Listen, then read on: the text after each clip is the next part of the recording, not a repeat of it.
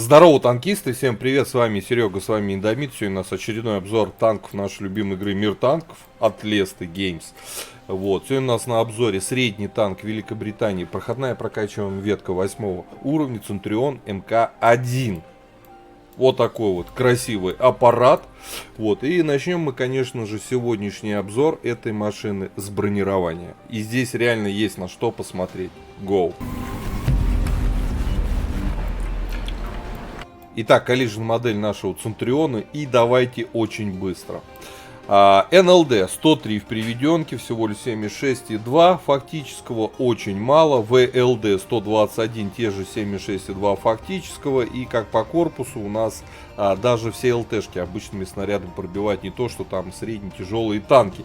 Одноклассники даже на уровень меньше. Касаемо башни, переходим уж сразу теперь.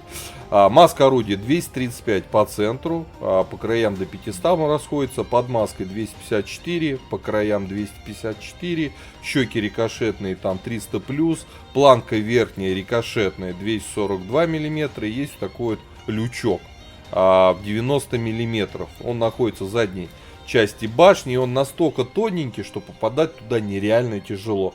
Боковое бронирование у нас 57,8 в купе, да. Ну, я хочу сказать, что тут экран у нас вот антикумулятивный, да. Он может за счет рикошета танковать, но стоит чуть-чуть перекрутить, и уже рикошета не будет, вот. Хотя даже ничего не нормально танкует. Можно в исключительных случаях на этом танке танковать. По поводу башни в целом. Все, что вот передняя бронеплита, да, вокруг маски, достаточно, как и в центре маски 236. Ну, такая броня анти-СТ, анти-ТТ на обычных снарядах. Все остальное, за исключением люка, в принципе, очень неплохо. То есть у этого танка среди СТ одна из самых бронированных башен, на которой приятно реально играть. Да, невероятно много танчит эта башка, это я вам точно говорю, сейчас поедем посмотрим. Так, с броней разобрались, очень крепкая башня, замечательно. Идем смотреть основные модули. У нас здесь предлагается 3 орудия, 1, 2, 3. Вот. Нас, конечно, интересует топовое орудие, вот это Куку F20. Да, 230 альфа, здесь 150, 140 на стойке соответственно. Бронепробитие на стойке жесть. Рекомендую стараться заходить на танк с свободным опытом и садиться вот на эту пушку. Эту не рассматривать вообще. Да, она быстро заряжается, но с бронепробитием 148 на основном типе снаряда и даже на голде в 208 это жесть. У вас просто жопа будет полыхать красным огнем. Безусловно, притоповая пушка это не панацея. Смотрите, 171 пробитие на основном типе снаряда. Это очень мало. Да, она быстро заряжается. Она невероятно ДПМная. Средний урон 240 против 1840 на топе. Но с такими бронепробитиями играть будет сложно. Плюс топовое орудие точнее. Да. А время сведения на стойке чуть побыстрее. В любом случае стараемся, идем, выкачиваем вот эту топовую пушечку. По поводу башен. Разницу у нас в броне в 2 раза. Поэтому этому танку, если хотите играть от УВН по топовому орудию, как можно быстрее надо выкачивать башню. И это уже можно будет делать. Потому что вот на стойке башня, ну, она прям совсем нищая по броне. Ну прям совсем. Плюс 20 метров к обзору топовую башню добавляет. Качайте обязательно топовую рацию. 750 метров против стоков 550. Это приличный прирост. И 750 лошадей на топовом двигателе и 600 на стоке. Там разница, там процентов 17-18 подвижности вам топовый двигатель даст. Вот, 36 градусов в секунду поворот на топе, здесь 34, плюс 2 градуса в секунду. И, по-моему, без топовой ходовой вы не можете поставить топовую пушку, топовую башню, насколько я помню. По полевой модернизации, давайте смотреть. Скорость ходовой очень важный для нас момент.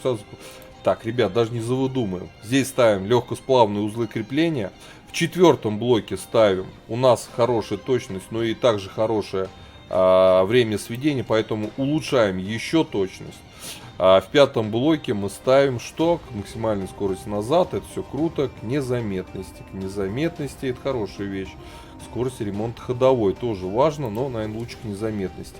Вторым слотом мы себе выкачиваем разведку. Тем более, что на этом танке мы в оборудовании будем использовать просветленную оптику. По оборудованию. В основной слот дающий дополнительный буст на подвижность ставим однозначно турбину, ставим просветленку и ставим досал, чтобы быстрее пушка-то заряжалась. По снарядам основной бронебойка, голда у нас подкалиберный, вот, скорость полета 1020-1275 соответственно, со скоростью полета тут все хорошо, снаряжение, ремка, аптечка, автоматический огнетушитель, можно, как и я, вот себя побаловать доп. Пайком. Экипаж, 4 члена экипажа, перки вы сейчас видите перед собой в табличке. По плюсам минусам танк, хорошая подвижность, это плюс, броня присутствует в башне, ну извините, это СТ. Это средний танк, еще бы оно присутствовало в корпусе, было слишком жирно. Вот, поэтому это тоже плюс броня, я считаю, этой машины. Прям она реально выделяет по прочности башни эту тачку на фоне других СТшек, других наций. По количеству ХП здесь, в принципе, все нормально, средние показатели. Есть у нас УВН, есть быстрые снаряды, достаточно, ну... Конечно, назвать прям супер быстро, ну, в принципе, 6,2 секунды нормально. Для такой альфы, конечно, хотелось бы побольше. Пушка в целом good. Поэтому тоже плюс. По незаметности однозначный плюс. У меня перк незаметности только прокачивается, а кое-где его нету. Поэтому процентов 3-4 точно можно выкачать неподвижной машины. По обзору здесь все хорошо. 500 почти метров с просветленной оптикой. Тачка в первую очередь играется за счет своего ДПМ, за счет башни, за счет наличия УВН, поэтому ищите на картах места отыгрыша, учитывая, что у вас есть хороший УВН и достаточно крепкая башня, а корпус у вас как раз-то дырявый. В исключительных случаях можно потанковать от борта, не передоворачивая корпуса. Отправляемся в бой, посмотрим, как Центурион 1 играет в современных рендерах. Поехали. Так, у нас обзор боем Центурион 1. Попали мы 9-м левелам. Подключаем голду, поедем, наверное, направо. Не хочу на зеленку. Вот. Да. Есть одна арта, надо учитывать. 8-й левел, Великобритания, средний танк, проходная, прокачиваемая ветка. Все понятно. Центурион. Отличный ДПМ. Сейчас все проверим.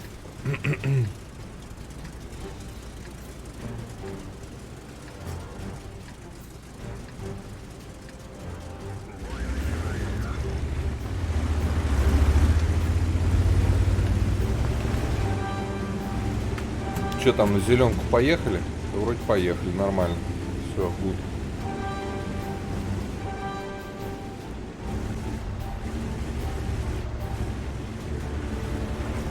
Я так понимаю, Шкода едет туда же, куда и я. В кустик, да?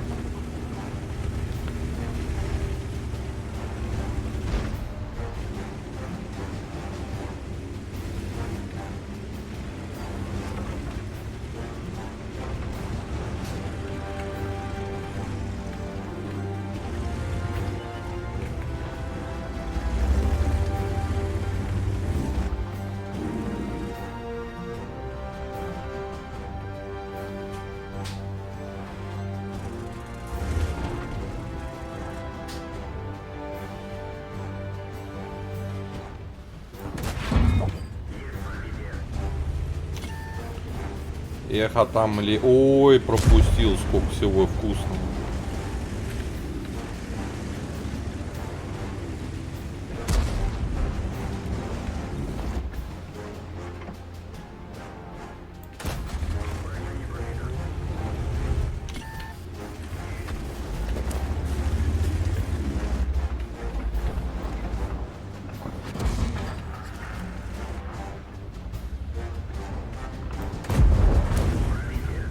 Пробитие.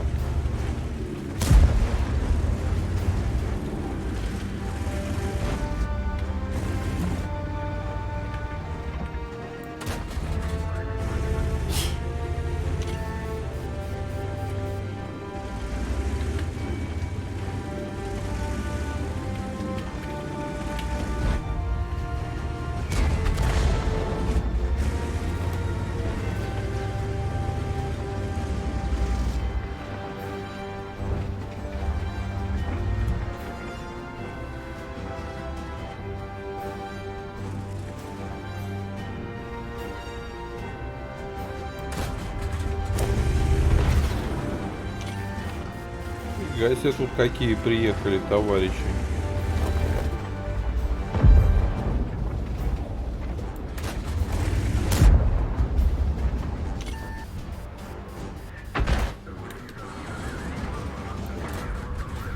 Блин, 2 раза не попал. Ну, посмотрите, каких монстров танкуем.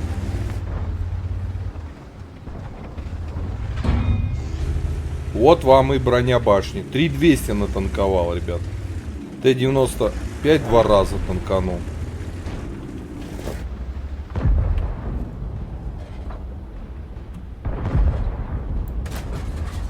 Да ё-моё.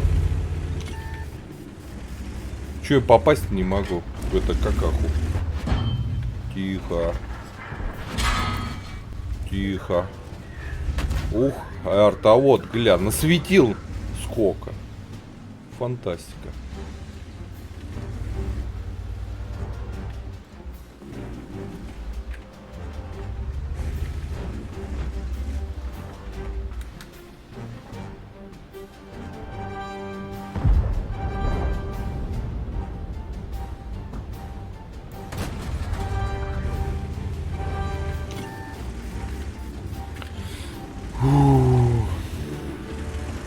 Вообще настрела нет. На танконного куча, настрела ничего нет.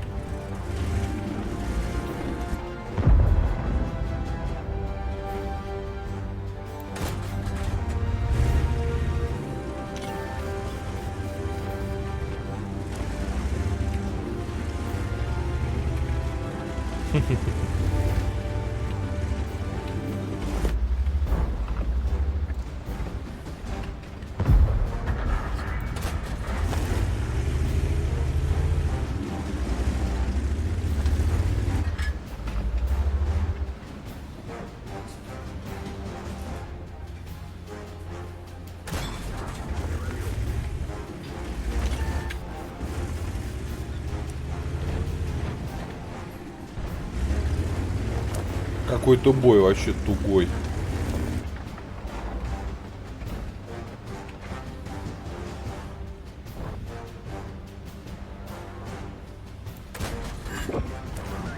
Постой-ка, родной. И тут что-то 95, как бы от него не получится. Будет очень больно. А он уже вон целится. Умер. Надо же.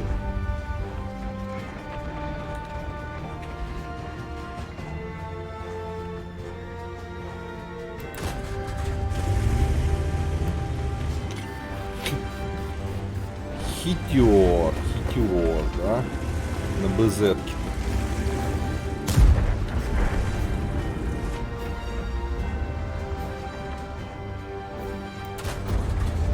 Все мимо летит. Он просто отъезжает именно в те моменты. О, надо же, пробили.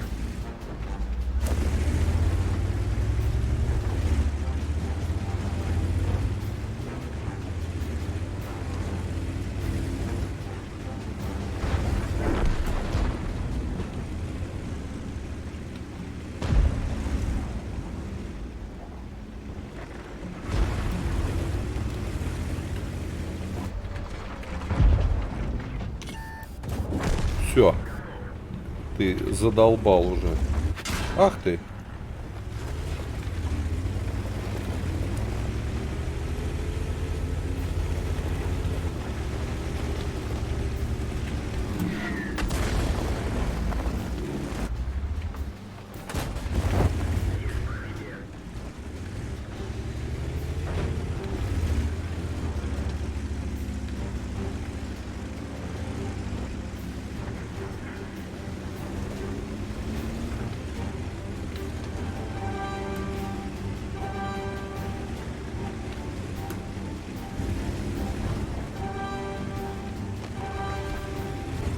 Ни харта.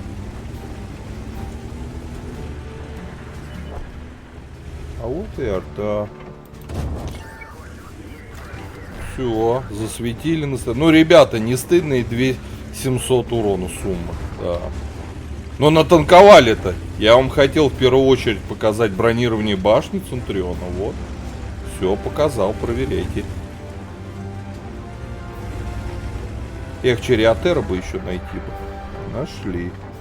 Только его убили уже. Колесует. Все норм. Сколько? 2900 сумма. Ну, 3К. Для восьмерки 3К суммарного урона это ровно.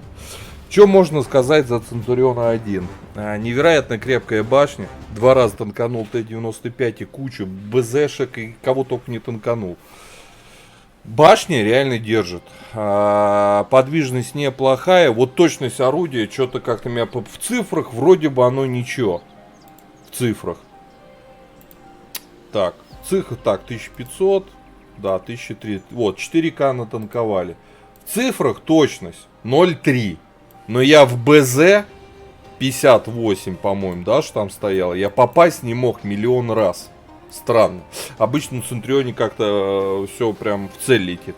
Ну да ладно, не, пушка все равно здесь неплохая, это какое-то стечение, наверное, обстоятельств. Вот. Неплохой ДПМ, крепкая башня, интересное вообще, в принципе, орудие.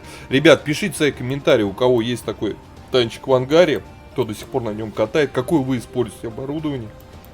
Как вам в целом Центурион 1? Как по мне, хорошо сбалансированный средний танк. И его важным преимуществом, конечно же, является это наличие хороших УВН в связке с хорошей крепкой башней. То есть на холмистых картах, там где нужны УВН пушки в купе с броней башни, у нас для этого как раз есть все необходимое. Ладно, ставьте лукасы, подписывайтесь на канал, а мы этому танку по 5-бальной системе ставим твердую 4, потому что он реально заслуживает. Всем пока-пока. Поддержи брата-танкиста лайком под этим видео, подпиской на канал, ну и, конечно, прожми колокольчик, чтобы быть в курсе всех новых стримов и самых последних обзоров по нашей любимой игре.